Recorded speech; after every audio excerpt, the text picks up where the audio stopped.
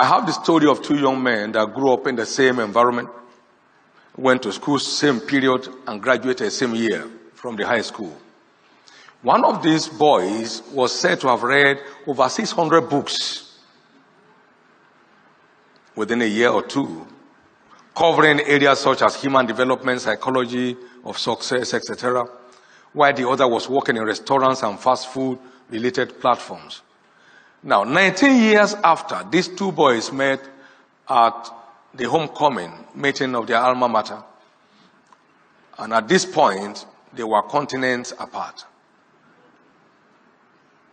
While the latter was worth $6.75 per hour, the other boy who invested his time in developing himself in his area of interest was said to be worth $200,000 an hour. What a world.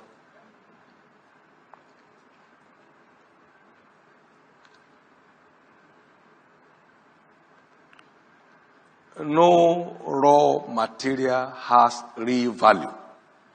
It has to be processed. It has to be refined if you can get the best of value out of it. Time is one of our greatest assets in the adventure of life. In fact, the Bible says, make the most of the time. Make the most of your time. Benjamin Franklin was quoted as saying, "Doth thou love life?" That was the English of their time. "Then don't squander time. Invest it, for that is the stuff life is made up of." I once said, if I know where they buy time that can help extend my 24 hours by 4 or 2 minimum, I'll go and buy.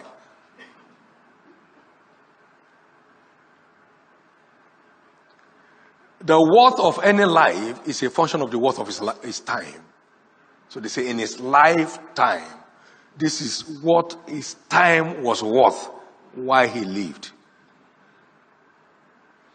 Do you love life? Don't squander time.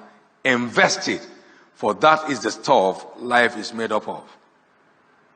Shakespeare also said, "I wasted time, now time doth waste me." You won't have that experience. Now, that is a man speaking at that height. He meant to say, I wish I knew the value of time more than I knew it then. I would have made greater impact.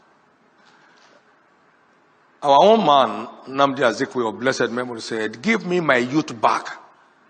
There are many youths here today, and I will pay any price for it. Give me my youth back, and I will pay any price for it.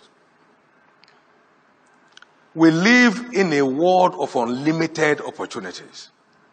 All we need is to buy into these opportunities. The profit of the earth is for all. Ecclesiastes 5:9. Even the king himself is served by the field. The profit, everybody has unlimited opportunity to scale any height in his pursuit. But he needs to know what it takes for that to happen.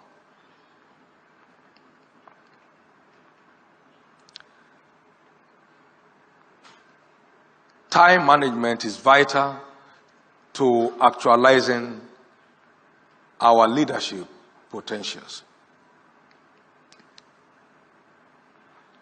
Let's not join the complainers,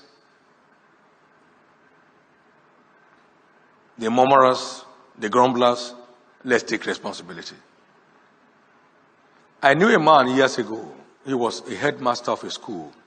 And suddenly I heard he was going to the law school. How? That was in the 70s. He had passed his law degree, has earned his law degree from University of London correspondence course. While others were playing ayo and, chewing corn, he was busy studying. There were no internet in those days. Correspondence. He passed his law degree and headed for the Nigerian law school. Left the others there. Why? A smart investor of his time. Let's go ahead and invest our time. George Washington once noted, responsibility is the price for greatness. Everyone must rise to take up his destiny in his hands. is the only way forward. A year is made up of only 52 weeks, and a week is made up of 168 hours only.